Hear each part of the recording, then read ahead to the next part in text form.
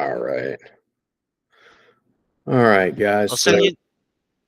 Oh yeah, I'm sorry. I'll send you the blueprint and the concept as well, so you can save it on our folder together with the recording, so we can have a reference as well on your end. perfect. Yes.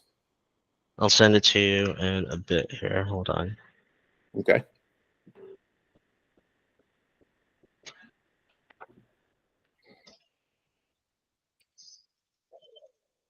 Also, send me your email address too, so I can link you on that folder as well. Yes, yes, perfect. All right. Copy your email. 7 days.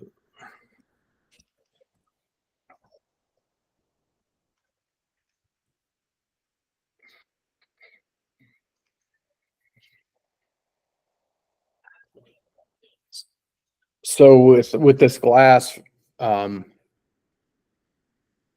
you're gonna have that porter then doing a good portion of that during their daily routine. It sounds like is that correct? Right. In order to make it competitive pricing. Yeah, I think if you most certainly could do that. I mean, if you're saying you have to have a porter from open to close, then they should be able to at least have some time to do windows. I mean, the amount of glass that you have in that facility. I mean, if you're at maybe an hour and a half or 2 hours a day spent on glass, they should be able to carve out, you can carve them out for 20 minutes, 20, 30 minutes here, 20, 30 minutes there, and slowly work their way through that whole setting so that you can that or they can take care of all of that for you.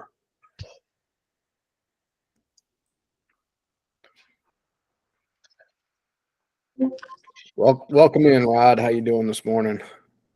Hey, Josh, how you doing? I'm doing pretty good. Talking here with Fernando and Ryan about upcoming bid they've got. They've got a retail store they're working on in New York. Okay. Good morning, fellas. How y'all doing? Good morning. Hi there.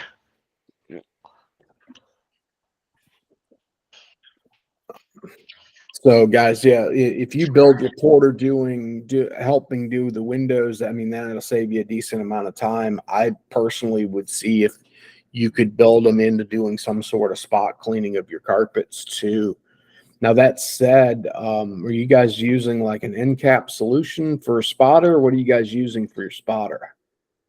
Just a mini spotter. It doesn't get your carpet too wet, or does it? Nah. Well, we suction it enough so it can get dry. Gotcha. Okay. So yeah, I mean, you could even build them into probably doing spots too. Like you could pick out like maybe coming towards store closing or before store opening or at store opening, whenever it's not as busy, you could go around hitting spots. Now, that being said, too, you could also look into, instead of having that type of water style extractor, you could look at some sort of end cap solution. So you just spray it on and brush it in and leave it be. That would leave your carpet basically dry as soon as you're done. So that way you wouldn't have to worry about any slip hazards or anything like that. Because that's the only other thing is if you're doing anything with water, management may say, you know what, that can't go on right now.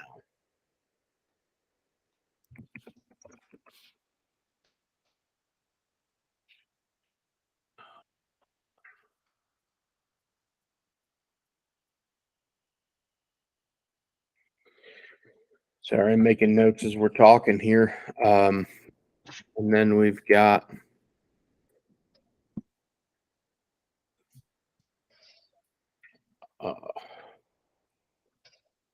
welcome in. Welcome in, Javier. Hope you're doing well this morning. I am. Thank you. What's going on? Not a whole lot. So I'm talking here with Fernando and Ryan RBM. They're doing a bid in New York on a retail store. Of course, Nice. of course, as always, we got Rod in here hanging out with us too. Of course. Uh, I actually glad you jumped on the call though, because I wanted to talk with you a few minutes at some point, either on call or after call about. I know you do Airbnb, so I want to talk with you a little bit about some of your B&Bs and how you're pricing it. Sure, no problem. Cool. So what we'll do is we'll jump back, talk over to a little bit more about this retail store, and then we'll jump into some of the ideas that we are going to talk about today about how your price fluctuates as your square footage increases. Okay. All right, guys. So we talked about your carpet. At least your spotting is going to be done by your porter too. As far as these upholstery walls and the furniture, there's no frequency on it. Are you guys going to try and find a frequency on that, or you're going to give them a couple of different scenarios?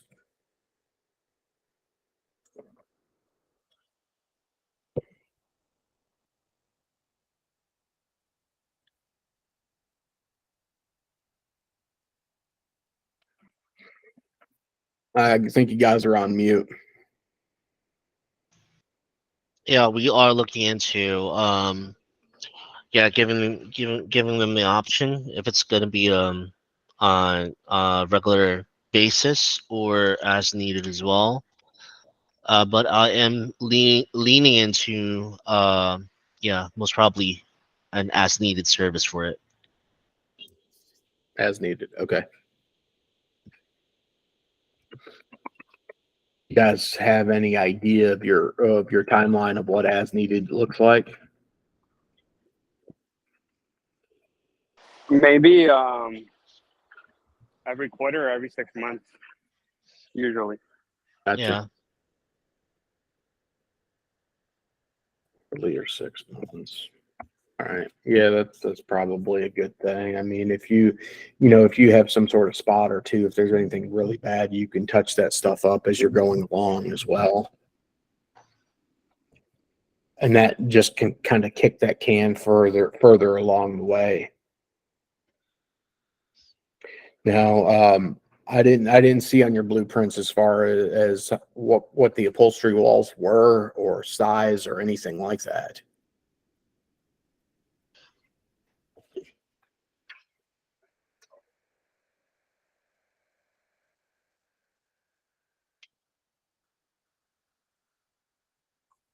Yeah, we have to get that info in detail. Gotcha. All right. Well, yeah, if you guys let's grab those couple things, just make sure your window count is pretty accurate. It looked like it was. And then we'll get your try and get square footage for carpet and the upholstery things, and let's circle back, jump on, set up another meeting with me, and we'll circle back, and it should be pretty quick at that point getting some pricing together for you guys. Okay. All right. I'm going to switch gears now just a little bit if I can get my notes together. You guys caught me out of the office today, so I'm trying to work off of one computer, so I'm slightly struggling here this morning. I'm with If you you. need help changing between tabs, press Alt Tab to go back and forth. Alt tab. I'm sure that would be a lot easier too if I didn't have 3,000 tabs open. Well, it goes back to the last tab that you went to. I don't know. I always find it very useful. Alt tab. I'm gonna try that. Just not on this call. So if it crashes and burns, it's not recorded. All right. So if you guys haven't seen the document that I shared with the basic calculator, it's worth checking out. Even if you don't use it, there's some other resources within that that are worth checking out. One of which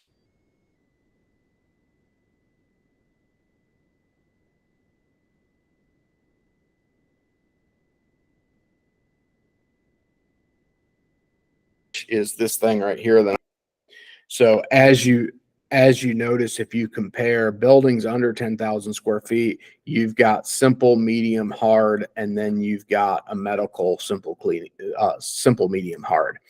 And then your square footage will fluctuate depending on what it looks like and depending on your days a week of service. That being said, if you look at what most people are bidding on over 10,000 square feet, you just get an average and you don't get anything else. They don't count fixtures anymore. They don't do anything. They give this average. So if you look at office space average 3,500 square feet per hour, and you compare that to even a simple clean at 7 days a week, it's a faster clean. And very, very rare are you ever going to have a simple clean. So you're looking at medium clean or a hard clean. You're looking at significant difference in time. If you say it's a hard clean, 2,500 square feet per hour compared to 3,500 square feet per hour. And it only goes up from there.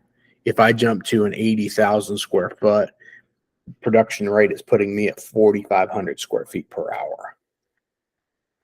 And that's why if you start bidding on larger accounts, you're going to notice it's always more competitive, is because they take whatever guide it is, even if people do exactly the way that we talk about doing, which is counting fixtures and counting your production rate, they throw all that out the window. And when they throw it out the window, you're left with just this. They just go off a standard production rate saying we can do it at 4,500 square feet per hour, or we can do it at 4,700 square feet per hour. And that means in order to stay competitive in those type of environments, you have to speed up your rate. You have to make sure your employees understand that they're going to have to speed up their time in order for you to maintain even making a profit. Plus, people are going to cut their profit down too when they get into buildings this large.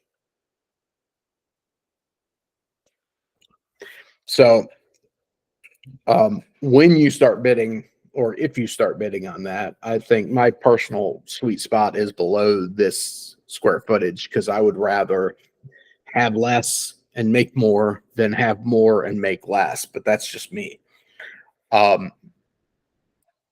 But as you go, just note that things are going to, the square footage is going to change, production rate's going to change, your profit margin's going to change. All of these things are going to change. So make sure if you're trying to get into building this size, that you're actually bidding in a competitive way that actually gets you there. Not saying don't make a profit. I'm just saying, just know that you're going to have to look in a more competitive way. If you're, say, average, your average right now, you're doing a 22,000 to 2,500 square foot per hour production rate, and you looking at bidding on a $30,000 building, you're looking at almost double as far as speed of the same production rate. So you got to make sure that you're covered if you're wanting to even be slightly considered for bidding on something like that. Anybody got any questions about that thus far? Those are all very good points to consider. And so I did lose this bid one time.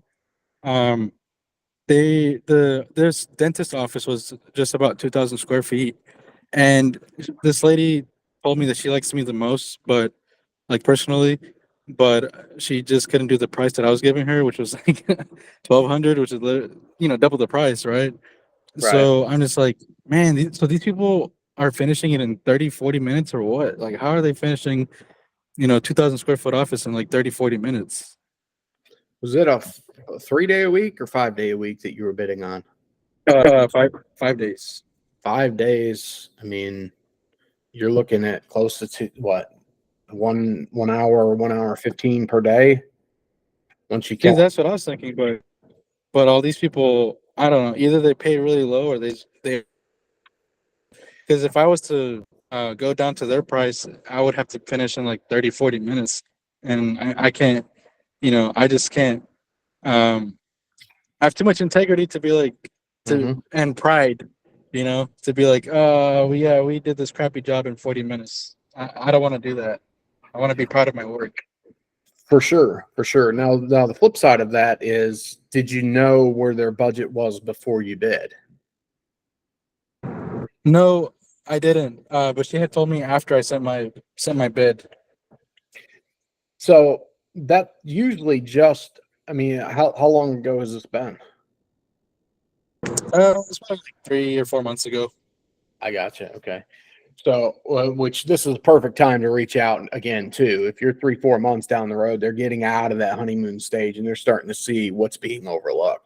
So now is a perfect time, too, to follow up. Like, hey, how'd going with the cheapest bidder do? Obviously not that sarcastic, but that's basically it. Is like, hey, how's that working out for you? The other thing that I do with all of my bids is good, better, best. So if you do a good, better, best scenario, you can build away from that, right? So you're at $1,200 mark. You could have built back to maybe $1,000 for a little less service, and then maybe like $800 for like maybe a two day a week and 3 day a week mini, or 3 day a week and a 2 day a week mini.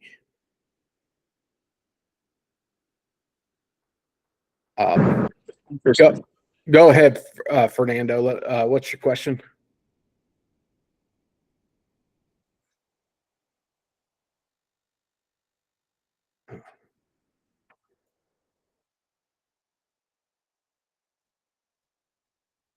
Okay. Well, when you get unmuted there, Fernando, just jump on in. Oh, hello.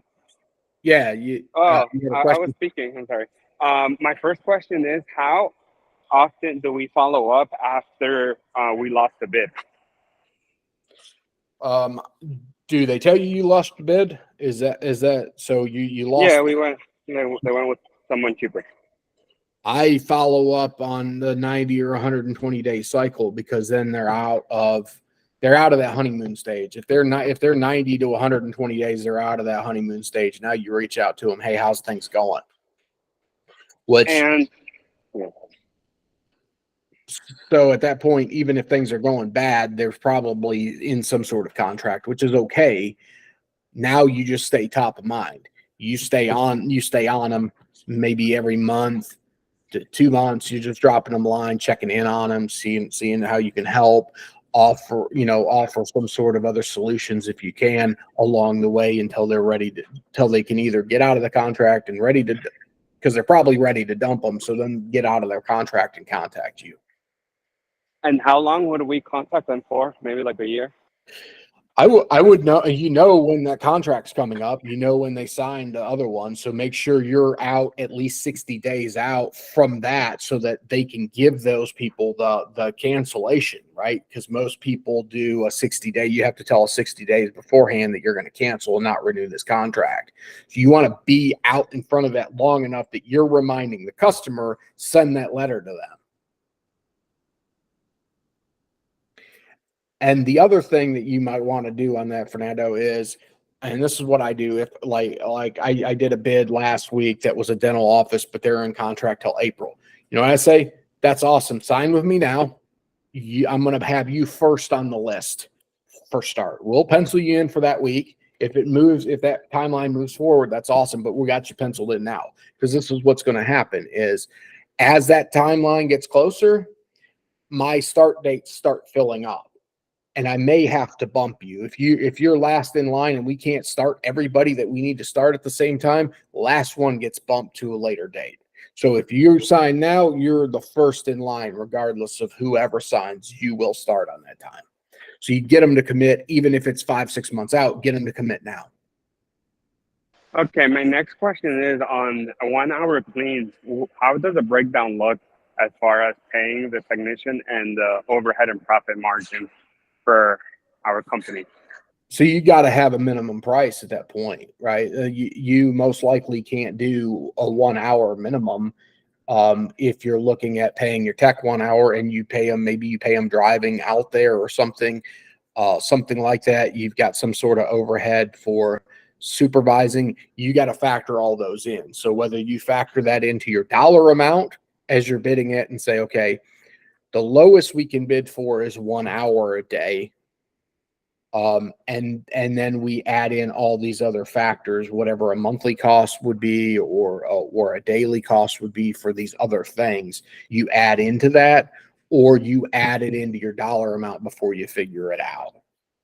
So let's say you're paying your person 1 hour, and maybe you pay them, I don't know, you pay them for mileage, or you pay them to drive, you pay them a portion of driving or time, something like that. Then you may need to say, my minimum price is 1 hour and 15 minutes. And that gives you a buffer to make up for what you're paying them and the other things that you're doing. Now, last week's call was a lot more in depth on the minimum price structure, which you'll probably want to check that out too if you're wondering about a minimum price. But on a daily basis, you need to have a minimum. But as you go forward, or as the decreases in time, you're going to want to go. You're going to want to for sure have a minimum, and that minimum should actually increase. So as the frequency decreases, your minimum should increase to give you a bigger buffer zone. Okay, thank you. Yep. All right, Javier, we were talking about different options that you could have shot for them for like a good, better, best scenario. Okay. So let me see if I've got anything I can show you an example of.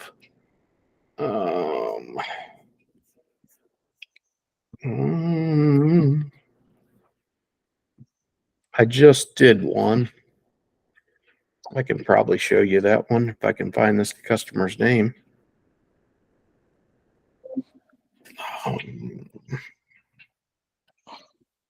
There it is.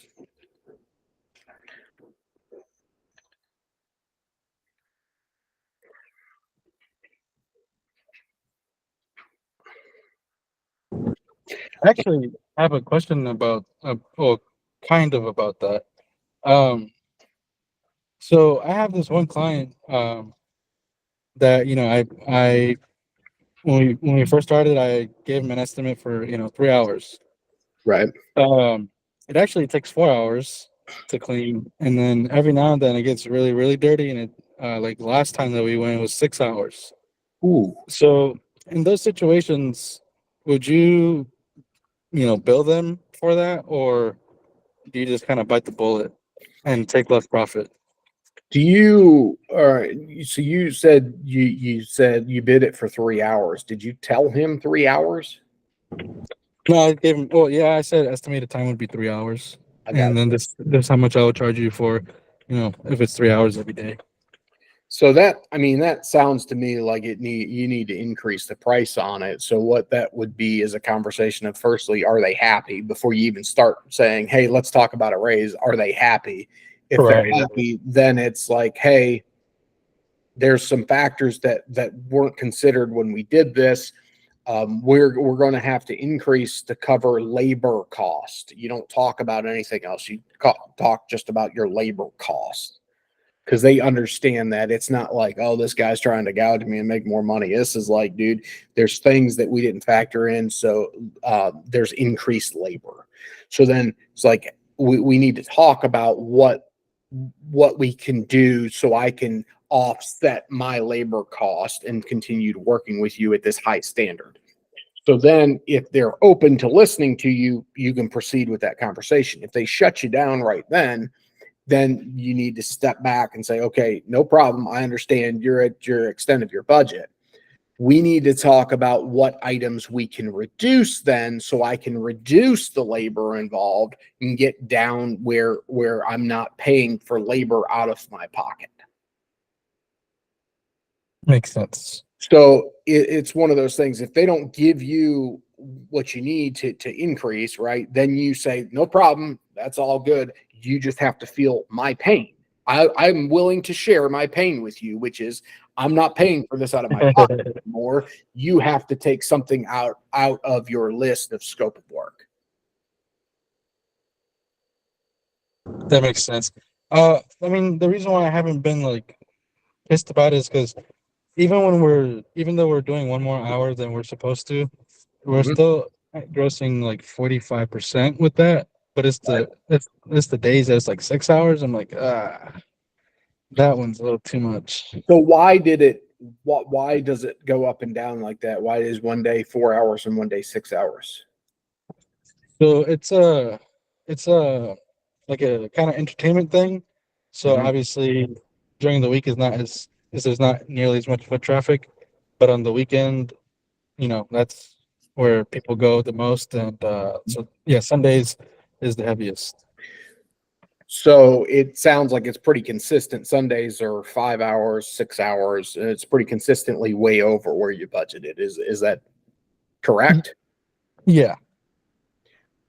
Okay. So yeah, I would most certainly push it. And if nothing else, then you need to push for a 2-tier thing. Like this is your pricing for through the week, and then this is your pricing on the weekend. So, and that may be, you may be able to offer him a couple of different things. If he says, I'm willing to hear you, but then it's like, no, we can't go that route. Then you can also structure it with two different pricing structures, to still get you where you need to be. Does that make sense? Yeah, it does. Thank you for that. Yeah. So I'm going to show you actual out of my contract or my service agreement here. This is what I do if I can. Is I always have three packages, right? Premium, plus, essentials. I always try and give people three options. So in this particular case, I gave them three options. One's $2,700 a month, one's $2,200 a month, one's $1,600 a month. And the reason I want that, well, in this particular case, they didn't give me their budget, and I knew it wasn't going to be this, because this is what they want. I have a feeling their budget is in between this and this, but they wouldn't tell me. That is a great idea. So what I want to do is say, okay, I can hit your budget, I can hit your expectations, or we can do both, if you're willing to tweak some. And that's what this is, right? So let's assume on this is their budget, this is their expectations, this is my compromise. That's amazing. And and it also gives people the option. Some people just straight out the gate, like, I'm always pumping premium gasoline. Super. Right, here's our premium package. Some people are like straight out, I'm going for cheapest. Awesome. This is the essentials. This is what you need. This is you can't do anything less than this. This is essential. So that's just me when it comes to this. Is I want to give options, but I also want to build value, right? So if they want to complain about their crew and then say they're not doing X, Y, and Z, and they're not doing this, and they're not doing that. In this particular customer, they have behind the reception area is in between the desk and where the customers stand is a fabric wall. They wanted me to physically vacuum it off on a routine basis. So you're talking move paperwork out, vacuum this stretch of wall that's 2 feet. So I had to build that in. Obviously, time factor. It's going to take a while to get all that done. So I built it into a premium package. In the case, right, that was one of their hot buttons. So I didn't remove it totally from the essentials package, but I just downgraded it so they can feel the pain. This ain't being done once a week anymore. This can only be done once a month in order to get it's essential, but obviously not essential enough for you to want to pay for it every day. So, and it's things like that, right? You still give them what they're asking for. You just have to reduce frequency to get to where they're at. So, right, in this particular case, this is 5 day a week. This is a I don't even remember what I did, to be quite honest. Hold on, I'll tell you. I think it's 5 day a week. Nope. So I did a 3 day a week and a mini service. So what this looks like here is this. This is 5 day a week. This premium. This is 3 day a week with a 2 day a week mini service, and this is a 3 day a week. So what I did is I gave them several options in that thing, but I also reduced what they were having. So they still have to feel some pain. If they choose this package, they're not getting done 5 days a week, which really they're getting done allegedly 5 days a week now, but it looks like it hadn't been cleaned in a month. So they're still better off. And then this is a 3 day a week package. So it's not quite as good, but I still spin it as this is all you need because you're not getting anything at all right now. You're wondering if they're showing up half the time. So this is going to be way better than are they showing up?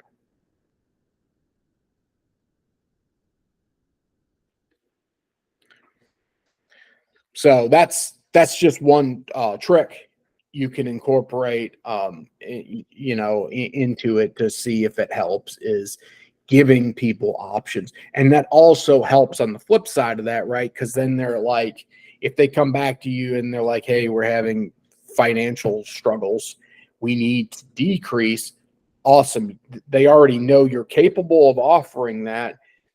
And they all already know that it's going to hurt, right? It's going to hurt a little more. They're going to feel some sort of the pain, not just stick it on you. Right. Those are all excellent points. Yeah. For all those of you guys who weren't in the business in 2010 to 2011, after the stock market crashed and people were losing their jobs, some companies were truly hurting, and they came to the janitors or the janitorial companies and they're like, hey, we need to cut back. And everybody was freaked out that we were all going to be in a huge recession and we were all going to lose. Every one of us took a pay cut. But then the rest of the companies who weren't struggling seen it and was like, oh, that's a great idea. And then they came to us and they forced us to do pay cuts. Right. So in my case, we had done business with one of our companies from 1993 to 2010, 2011, somewhere in there is where they decided they had to cut back. We took a 20% price reduction from the price that we had in 93, where we never even raised it because we were making so good from them. We never even raised it. We just took right off the top, 20%. Like now, it would be super, yes, absolutely, I can work it out for you, no problem. But what are we taking out of this scope of work to get there? What can we do to get you to that price range? I'll get you there, but you're going to have to share the pain with me. I'm losing money. You're going to have to lose some part of the service in order to get me down. Now, I just can't just go, yeah, let's just take a price cut.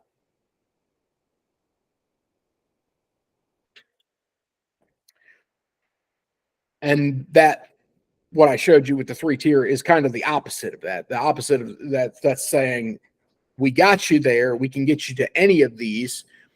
If you want to reduce, you still have to feel some of the pain involved.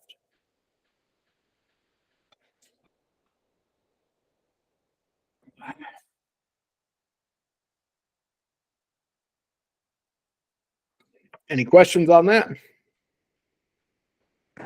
No, that was all great. Nice.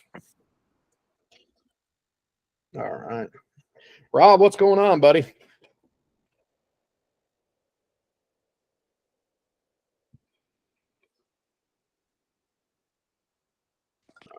Josh, can you hear me? Yeah, what's going on, buddy? Hey. Nothing much, man. We are trying to close that one deal I was telling you about.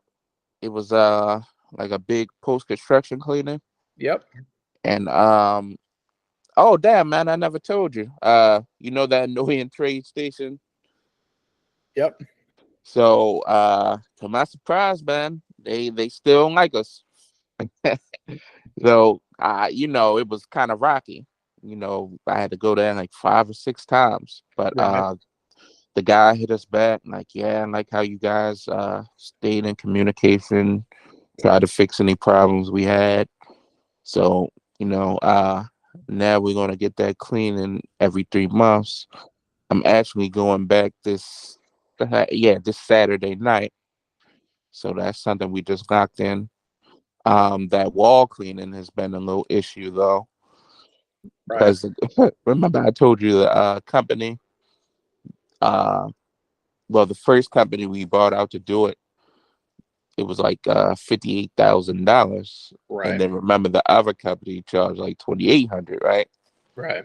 So we went there last Thursday, and this dude came in with a rag and a bucket, tried to give us a demo, and I'm like, man, this is not gonna work. I already know it's not gonna work, you know, as soon as I seen what he came in with.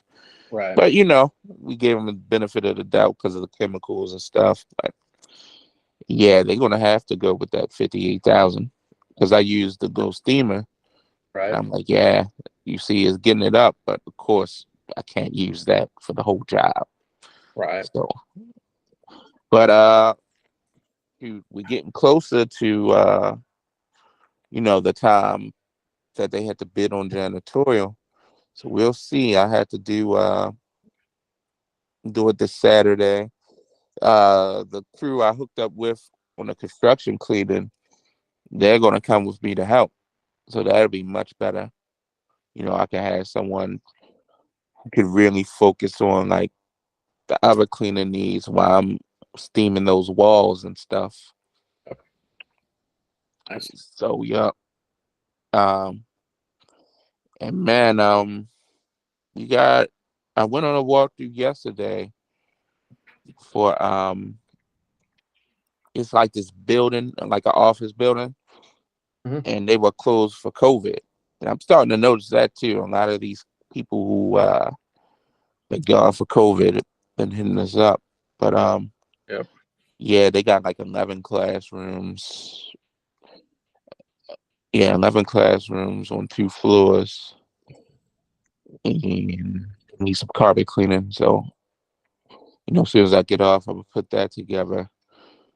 Nice. And that's about it. We got a lot of stuff coming up though, like on the schedule.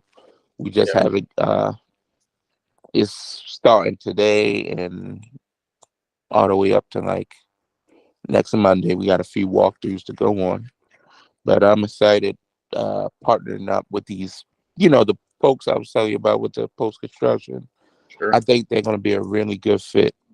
I think they Good. were Good. who Nice. we needed. So yeah, you know, that's what's going on with me right now. Nice. Nice. Well, it sounds like you got a lot of stuff you're working on. So you guys are you guys pivoting to make sure you're getting ready for these COVID sprays and stuff, or are you guys not looking into doing anything like that? We had some stuff still left over actually. Right. But I know you know, our conversation with the thing, Dominique, I think he bought some of those things. The machine you were talking The about. Victory sprayer. I think he bought it. Nice. Well, I yeah, double checked, but I think he got it. the price that they're going for right now is if you can get your hands on one, it's worth having, if nothing else, just to resell if something happens again. Um, but I So mean, funny, I got a text now. I got to go back to this school like today. oh yeah, Yep, they want COVID stuff or disinfecting. nice. Well, yeah, that's the way. The electrostatic sprayer is so much quicker than trying to do it all by hand. Oh yeah, yeah. I've been doing the fogging. Um, I never got the static sprayer, but I got the fogging. So the static sprayer would be better than the fogging too. Well, yeah, the reason why the electrostatic is better than a fogger is because it electrically charges the molecules, so they push away from each other, right? So if you get on YouTube and you type anything about electrostatic, like a demo, you'll find a video where they have an apple and a sprayer, and they spray the apple with the one sprayer, and then it's just wet on the front. And then they have electric static, and they spray another apple, and then they zoom around it, and it's all the way around it. And it's because the molecules, when they hit a surface, they push away from each other, so they literally just wrap around anything that's on. So if you spray it on the top of a tabletop, it's going to wrap its way around. You spray it on a doorknob, it's going to wrap its way around it. Okay. So that's the biggest reason why people prefer that. That's how I would sell it too, right? If I'm going to sell like a COVID cleaning or a flu cleaning disinfect spray, I'm going to say, hey, even if you don't go with me, make sure who you go with uses electrostatic sprayers. If they tell you fogging is just as good, it's not. Let me tell you why. And then I'll do the same spiel I just gave you. Oh, okay. Now I've got the job. Even if I charge more, I got the job, because if you are bidding on it and you don't have an electrostatic sprayer and you have a fogger, they're going to have that ringing in the back of their mind, like, well, wait a second, why don't they have this other equipment? So that's just me. I try and make sure that I position however I need to, that even if they don't go with me, they at least have to question, like, wait a second, was that better? Maybe that would have been better. Yeah, I'm gonna have to get me one because I never had one. I'm sure he has some though. Well, I mean, for sure, look on Amazon. Like I said, I bought mine. It was ridiculous. It was like a $1,200 sprayer I got for like $90. So it's worth looking. If nothing else, you also use the Ryobi stuff. So Ryobi has 2 different style sprayers too. The Ryobi handheld's pretty nice because the dial you just turn to change your molecule setting. So you literally just turn it, whereas the Victory, you have to have a tool to turn it. This one is just a dial. So and it works with your battery, your existing battery. So that may be worth looking at. Last time I priced them was between about $35 and $100. So they're not very badly priced either. So isn't the Ryobi smaller though, right? Well, the Ryobi has 2 versions. The first version that they have is a gun, right? So it looks just like the Victory handheld with the gun. And then they have a backpack version that is pretty similar. It looks a little different. But they got 2. The backpack version, I think, holds like 2.5 gallons, and the other one holds like 1 or 2 quarts. So, I mean, it just depends on what you're using it for and how much you want to use. You've got either way. Gotcha. Okay. Yeah. I'm looking at that. But it'd be worth at least checking into. I mean, it's not that much money to spend just to have on hand, because, and plus too, if a customer ever asks for anything specifically, like, then you can say you're covered, right? If they ask specifically for electrostatic, yep, I have it. They ask specifically for fogging, yep, I have it. Okay. Okay.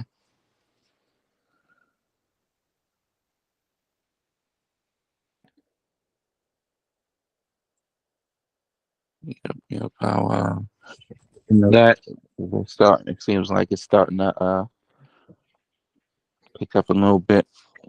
Yep. Yeah, I have a feeling it's going to pick up a lot more, to be quite honest. Now, maybe I'm wrong, but it seems like it might. Yeah, I hope not. Honestly, though, I'm not trying to go into another shutdown, man. I'm right there with you on that one, but I mean, if it does go that route, though, at least position yourself to be able to make some money during it. Yeah, yeah, I missed that real big wave. I missed that one. Yeah. Oh yeah, I did too. I didn't have a spray gun, so I totally missed Yeah, that. man. I was so upset. Like, God damn, people was making ridiculous money. Yep.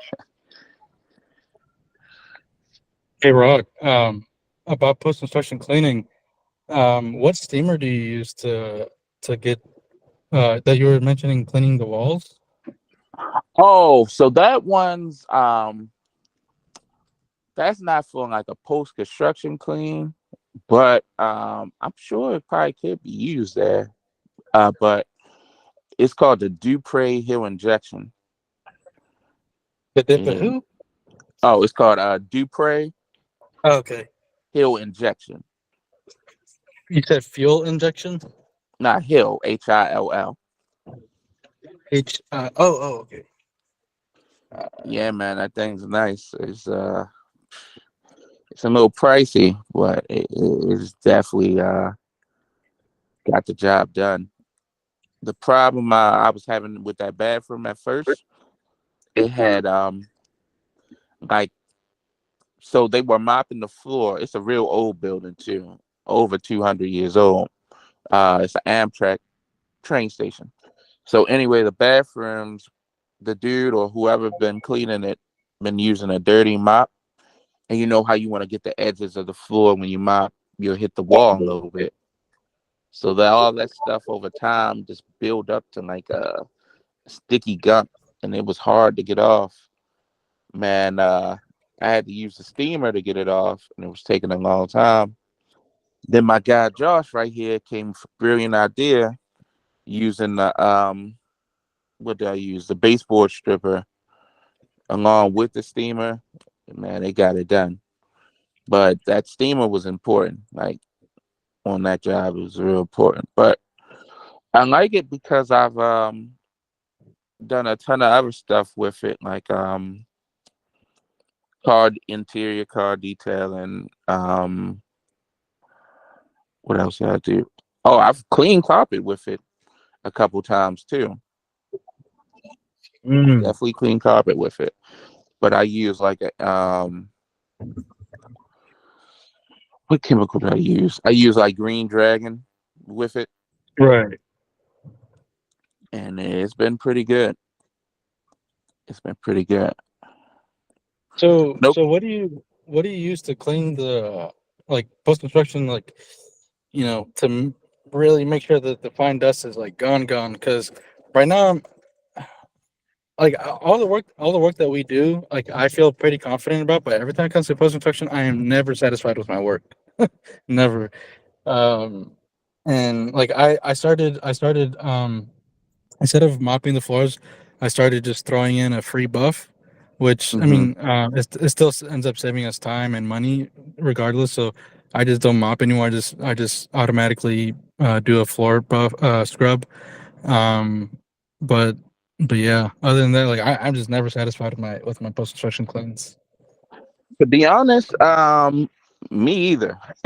I don't really do them like that. I've now we get them now, but we had hired a crew and they just did an amazing job. So I'm like, man, they could keep it. I don't know what Yeah, they're doing. yeah, They could keep it. But honestly, what I noticed, you have to go over it a lot. That's just what it is with it.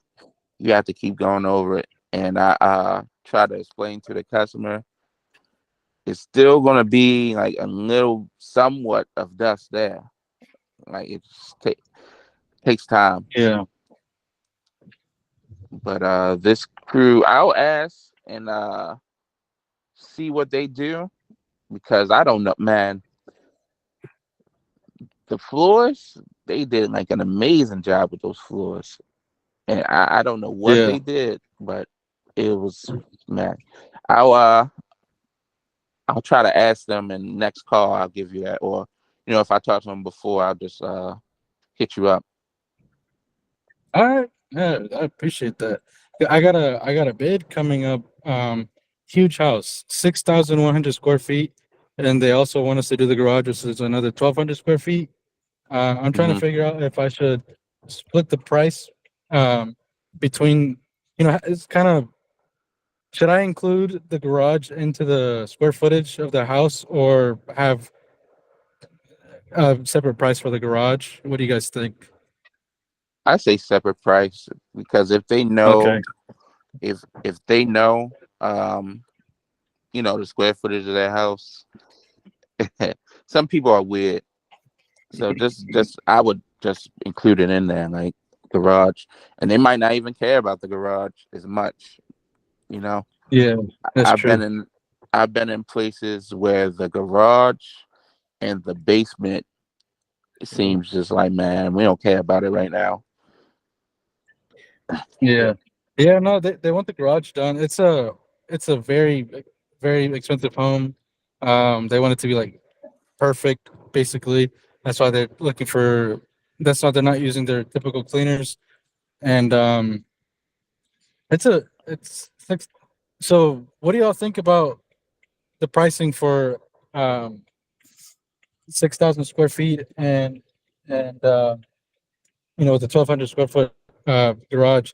I'm thinking somewhere between 1,800 and 2,100 for that project. Is that too much or too little? You can go higher on residential. Oh my goodness.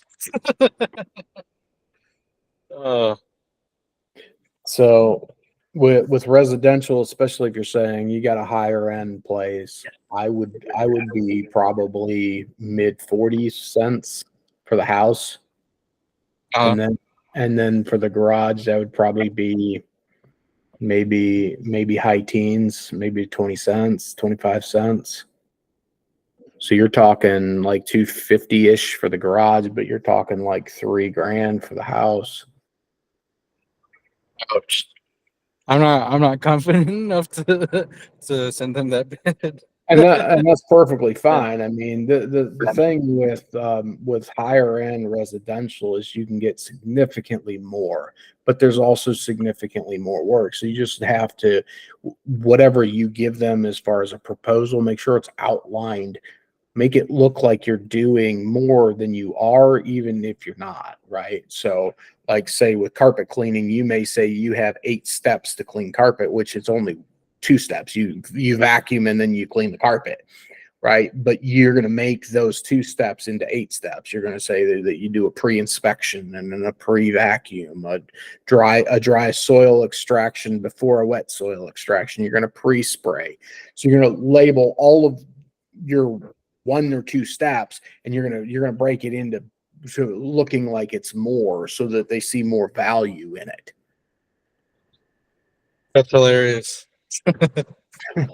Okay. But I mean, if you're talking 6,000 square feet, this is a good size house. That means there's a decent amount of money involved. That also means inside of it, there's probably a little more detail than you normally get. It's not just like we slapped Yep. together this apartment, go clean it.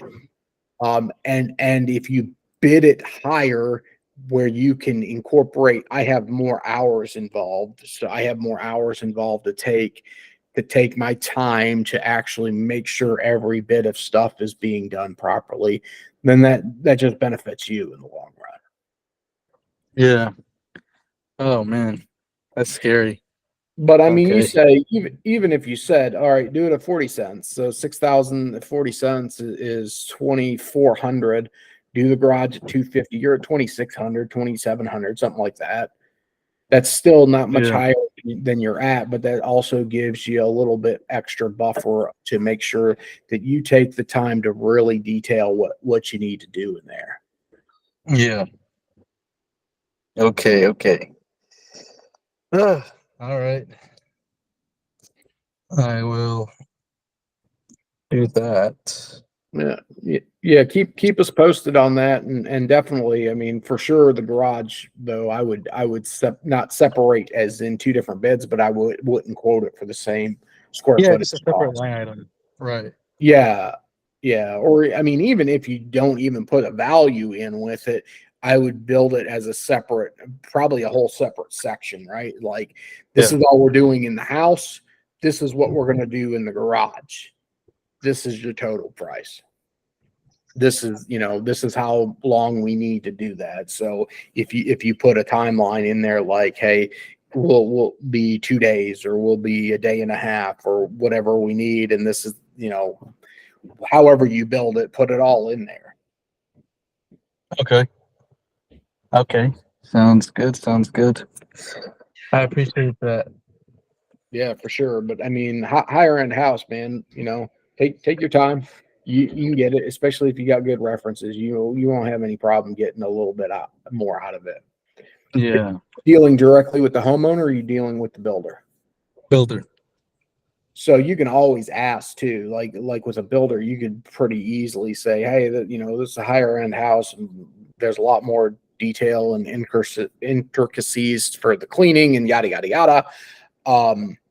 Your budget's what, about $3K, right? Because I plan on I'm going to be under that for sure. I just want to make sure we're on point. Yeah. So then you basically you set him a higher price, and then you come in under it, and he's happy again. You like to play a lot of games. I see that. It's, you just got to play the psychology of the people are in on it, going, okay, yeah, I can deal with that. Plus too, if he's like, no, I'm shooting for 25, be like, that's great, because that's about where we're going to be at. Mm-hmm. Yeah, I asked her for her budget, and she was like, basically she just didn't tell me. She gave me a non-answer. Well, those are usually what you get, but that's easier when it comes to post construction, because then you can go, all right, I'm in commercial, that's going to be 25 cents or 28 cents. It should be around X dollars. So then you can throw out, like between this and this, for a ballpark. And the same way. So like, oh, I don't know, just give me a number. Okay, cool. Usually with these higher end houses like this, that we find there's a lot more detail. There's a lot of things that we need to make sure that we're covering. Usually we'd be somewhere, for a house this size, is somewhere around $3,000. Does that sound like that would be about right? Mm-hmm. Because if you're way off, then they'll freak out right then. And oh my God, no, I was hoping you'd get it for 2,000. It would be for less than 2,000. Oh, okay. Yeah. But what I found with residential, especially a higher end, is it's not as dirty, as far as there's not as much paint on the floors. There's not as much nastiness. And then on the flip side of that, you can charge more because you can build in stuff, right? So you may even say, I'm going to do all this, and I'm going to give you X hours for a punch list for later. Mm-hmm. So then it sounds like you're even giving them something better. So, I mean, with something like, if you're $2,800, you could probably say, and I'll give you 6 hour, up to 6 man hour punch list time for after. And that's for you can, and that's for either you, the contractor, or the homeowner we'll even extend that on to them to call me. We get it's a one show up, but it's up to 6 hours. Gotcha. So then you can build it up, you can build some other value too. So if they have to do something and they make another mess, they feel like they're getting something for free, even though you have it budgeted in there. Yeah. Okay. Yep. So that's just a thought on that one. Yeah. No, that's really good points. Thank you. Sure. Yeah. And I just got accepted on this little tiny job for post construction. It's 400 square feet. I charge $135 for it, and I want it. What do you think about that? Is that too little? 400 square feet. I mean, what, it's going to take you an hour? 400. Well, I Two budgeted hours, for probably 2 hours. Yeah, I budgeted for between 2.5 and 3 hours because it's also windows. I mean, if you're comfortable with that, that's fine. I mean, my minimum for that would have been probably higher, but that's just me. I mean, it's hard, given the structure that I do business. It's hard for me to convince anybody to go out there, right? Hey, I got a job for you that's $100. I think, oh, I'm sorry, it'd be like $85. I got a job for you that's $85. That's not going to flow. So my minimum would have to be higher just based off of my business structure. That being said, Okay. make sure you have some sort of minimum. Now, I think with one time style jobs, I would probably put a minimum of probably at 4 hours, maybe 5. Mm-hmm. You could say, yeah, sure, 400 square feet. Sure, our minimum is you say you're charging $50 an hour and you got 4 hours. Our minimum's $200. So right off, hey, it's going to be at least $200. Yeah. Okay. But I mean, if you're good, you're making a profit at 135. That by all means. But I think personally, as you grow and as you move forward, that dollar amount, you're going to have to figure out what it is, right? Because you still got loading your vehicle, you still got drive time. All those should be buffered into some sort of minimum price structure that you have. Mm-hmm. Mm-hmm.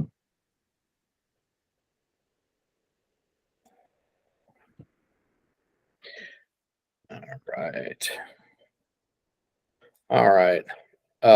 You got a couple extra minutes, have you? I want to talk with you about Airbnb Clean. Yeah, I gotcha. So I shared something a few weeks ago that had different cleaning stuff on it. Seems like Airbnb was one of it. The heck was it? I think it was from Jobber. Did you? I think I shared it with you too, didn't I? It was like a housing spreadsheet for different tasks. Yeah. I don't remember that. Here, hold on, I'll share my screen.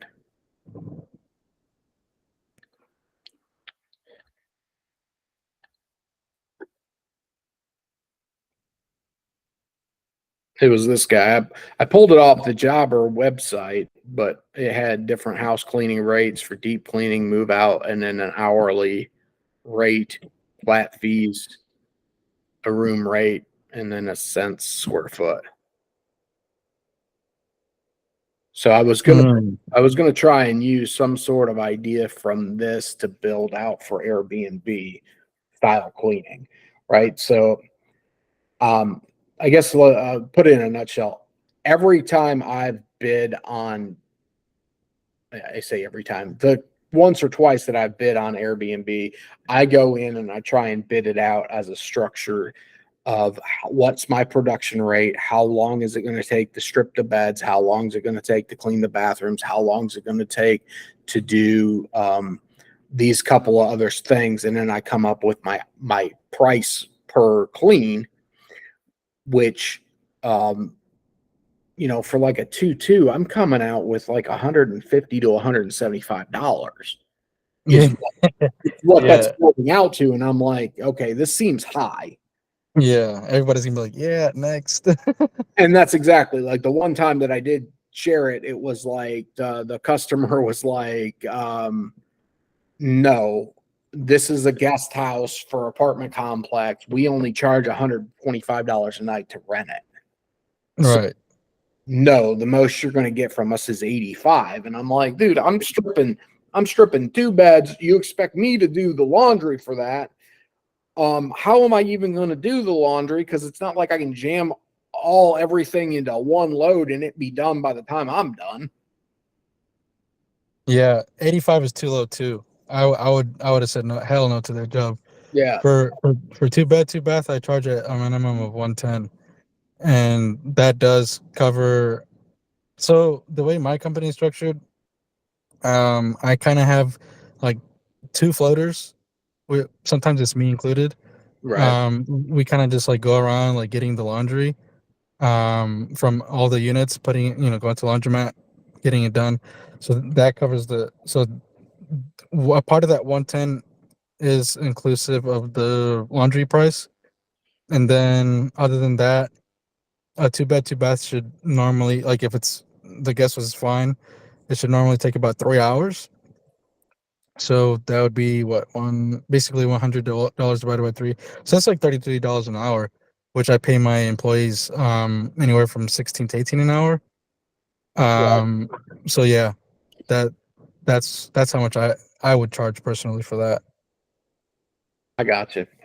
So yeah, I'm talking to a guy. He's got 2 B&Bs. One's going to be live by the end of this month. The second one's still being put together. They're here in town. So the one is 4-bedroom, 2-bath, and the other one's going to be 3-bedroom plus a bonus room, 2-bath. So they're both basically the same size.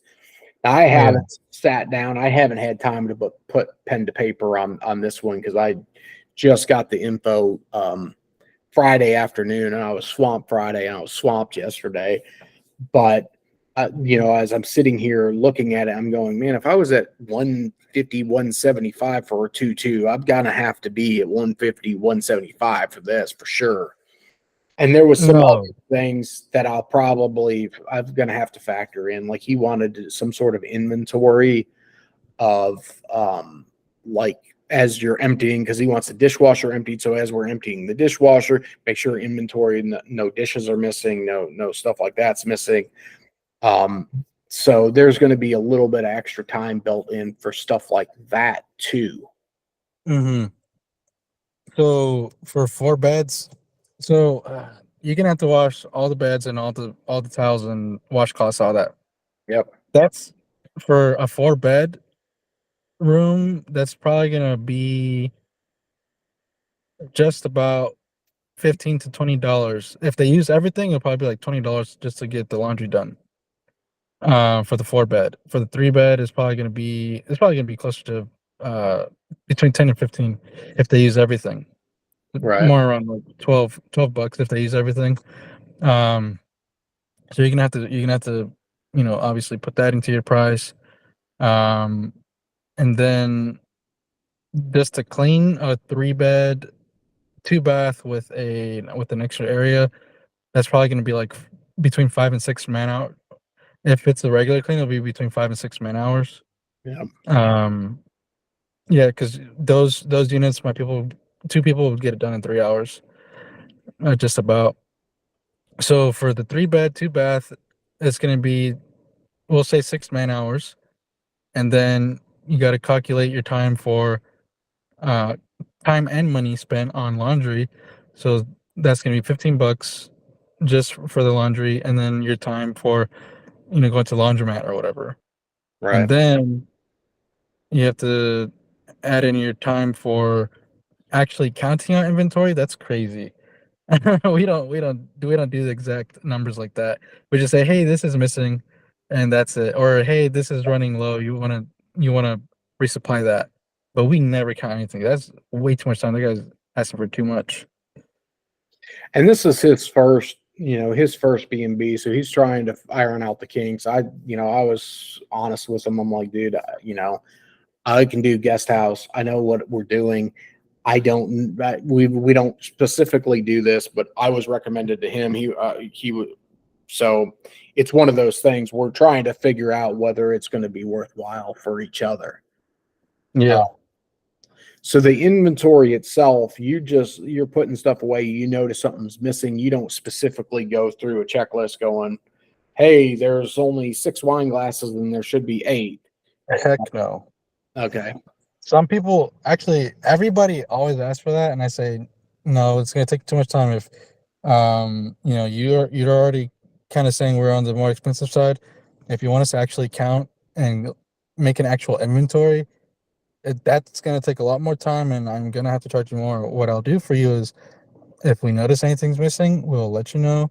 And if anything's getting too low, like you only have 1 spoon left, or we're not going to let it get down to 1 spoon. We'll definitely notify you way before that. But yeah, if we notice that anything's just going down too low, we'll let you know. But we're not going to count every single hair on a head. Right.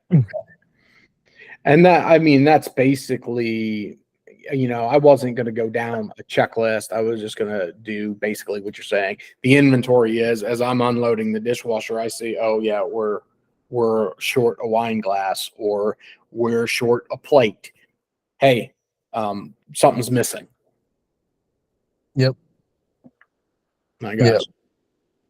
The what I would charge for 3-bedroom with 2 baths and an extra area would be 155 plus tax. But that's because I have employees. Right. Yeah. Right. Yeah, and I figured, I mean, just after looking at it, I was like, there's no way I could be anywhere less than 150. Now, that Yeah. being said, after I run my numbers, this has been super helpful. I can compare what I come up with compared to what you're saying. Plus, I'm going to look at Airbnbs in my area and just see what the cleaning charges are. Yep. That's Which another good one. I'm figuring they're going to be somewhere around the 150 mark. And then the other thing I was going to do is there's a couple of other sites. I can't remember what their names are right off that I was going to price against too and say, hey, what are they saying that cleaning would cost? If I owned this and was going to rent it out on Airbnb, what are they going to say my average cleaning cost is? And for that, I was going to factor it all in together.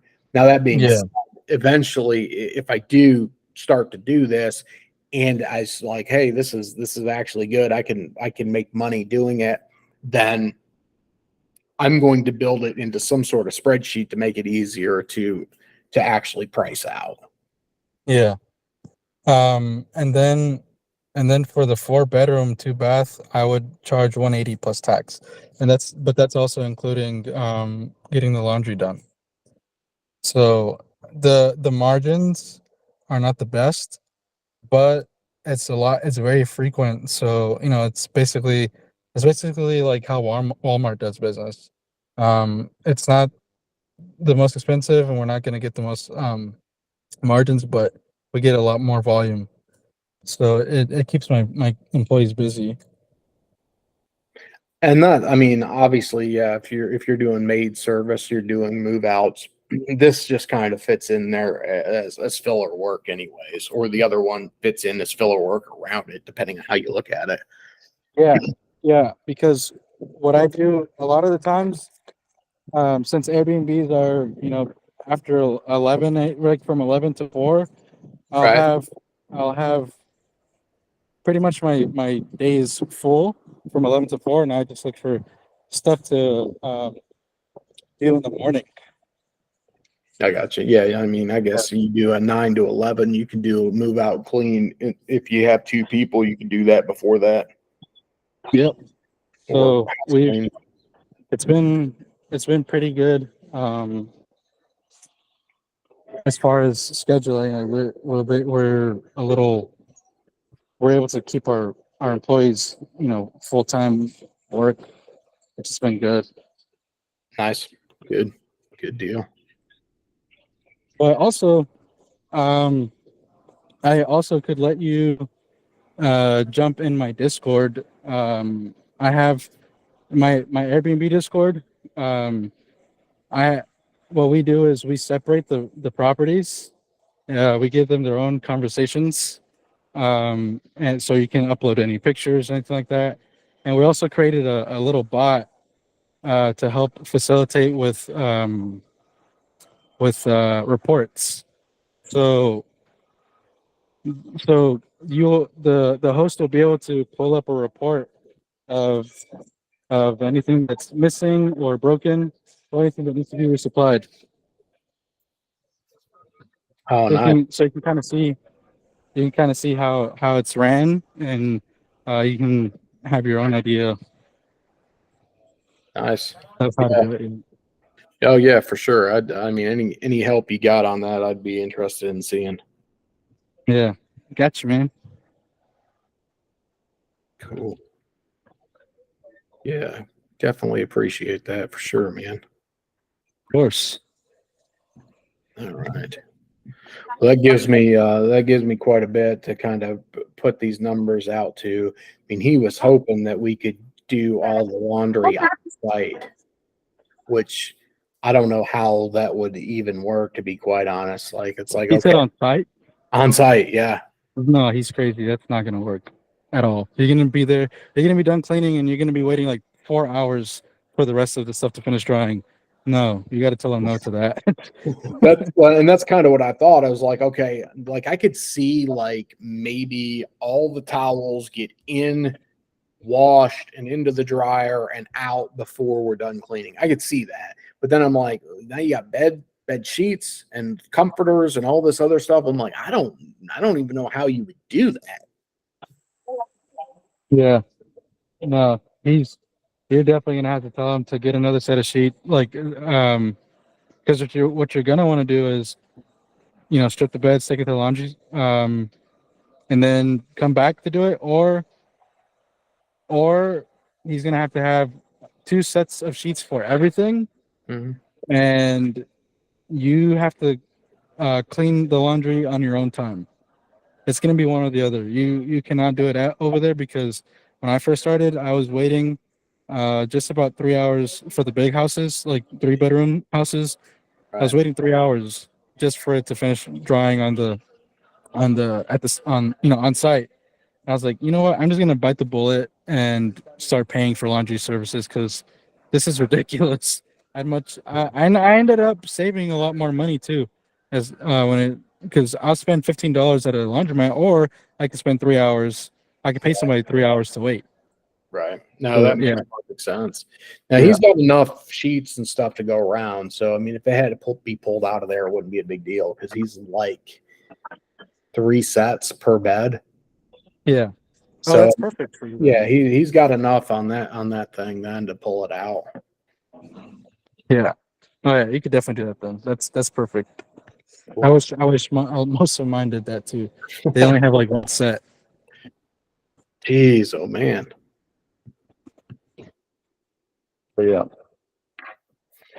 Nice. Well, I appreciate the info on that for sure. Yeah, no problem. Send me a message. Um, I'll send you a message on school. I'll send you an invite to my Discord so you can kind of see how we have it laid out. Nice. Yeah, I definitely appreciate that. That'll give me at least some ideas for how to do this. And like I said, I'm not 100% sure whether I'm going to do this or not. I'm going to look at the numbers and obviously see what goes. And if not, I'll just refer them out. But it doesn't hurt for me to actually do a deep dive into this and figure out how everything, all the ins and outs would work though for down the road. Yeah. Yep. Sure. All right. Well, definitely appreciate it. Yeah, no worries. So, all All right. I'll go ahead and send that to you whenever I can. I gotta go now. Cool. I appreciate you jumping on here today. We had a good good call for sure. Yeah, no, I'm glad I jumped in. I finally remembered. Nice. And appreciate you, fellas. I appreciate it for sure. I always like learning about something new. I haven't really dove into the Airbnbs. I kind of viewed it as a negative thing, to be honest. But yeah, It it's has interesting. but it's okay. Like, I mean, like I said, you can make money off of it. When I first started, I was actually grossing like 20%, which I was pissed about. And then I created these processes, and we're able to gross just about 40% now, and it's a lot more frequent. So it's been pretty good. Nice. Yeah. Yeah. Yeah, that's good, man. That's good for sure, man. Yeah.